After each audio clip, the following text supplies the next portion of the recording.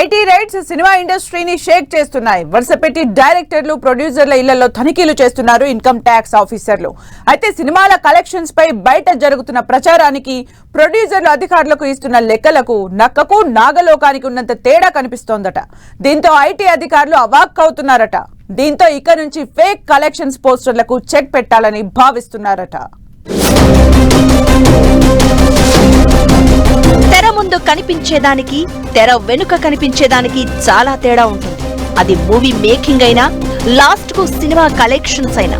ఈ మధ్య ఏ hero movie release అయినా 100 కోట్ల కలెక్షన్స్ అంటూ ప్రచారం జరుగుతోంది. వాస్తవానికి కలెక్షన్స్ ఆ రేంజ్ లో ఉండడం లేదట.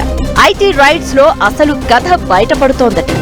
100 కోట్లు రాబట్టినట్లు ప్రచారం ఓవైపు ఉంటే, తీరా లెక్కలు ముందు పెడితే మాత్రం చాలా డిఫరెన్స్ ఉంటుందట. ఇదంతా చూసిన ఐటీ అధికారులు అవాక్కవుతున్నారట.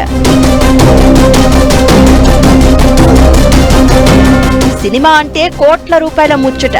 స్టార్ హీరో, స్టార్ డైరెక్టర్, పెద్ద నిర్మాణ సంస్థ పేరెత్తితే చాలు మూవీ బడ్జెట్ వందలు వేల కోట్లలోనే ఉంటుంది. బడ్జెట్ సినిమాకు పెడుతున్న ఖర్చు నుంచి కలెక్షన్స్ వరకు ప్రొడ్యూసర్లు, డైరెక్టర్లు చెప్పిన ఫిగరే బయట ప్రచారం జరుగుతోందట.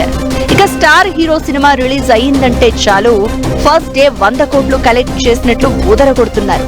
ప్రతిరోజు ఎంత వసూలు చేస్తుందో చెప్తూ పోస్టర్స్ రిలీజ్ చేస్తూ ఉంటారు నిర్మాతలు. ఇవి చూసిన హీరోలు, వాళ్ళ ఫ్యాన్స్ ఖుషి అవుతూ ఉంటారు.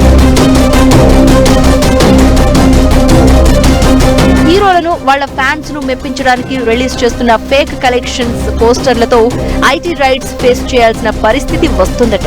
ఇలా ఐటీ దాడులు జరుగుతున్నప్పుడు ఎంతో ఇబ్బంది పడుతున్నట్లు వాపోతున్నారట. అసలు లెక్కలు చూపిస్తే ఐటీ వాళ్లు అవాక్కవుతున్నారట. ఫేక్ కలెక్షన్స్ పోస్టర్లు ఎందుకు రిలీజ్ చేయాల్సి వస్తుందో ఐటీ వాళ్లకు చెప్తున్నా అఫీషియల్ కలెక్షన్స్ అంటూ ప్రచారం చేయడం చీట్ చేయడమేనన్న టాక్ వినిపిస్తోంది. అయితే ఇక నుంచి ఫేక్ కలెక్షన్స్ పోస్టర్లు వేయకుండా ఉన్నవి ఉన్నట్లు బయటికి చెప్పాలని అనుకుంటున్నారట. ప్రతిసారి సినిమా రిలీజ్ కి ముందు, రిలీజ్ తర్వాత ఐటీతో తలనొప్పి అవసరమా అనుకుంటున్నారట. మరి యాక్చువల్ కలెక్షన్స్ చూపించడానికి స్టార్ హీరోలు ఒప్పుకుంటారా? స్టార్ రేస్ లో ఉన్న హీరోలను ఒప్పించడం నిర్మాతలకు సాధ్యమేనా అన్న చర్చ జరుగుతోంది.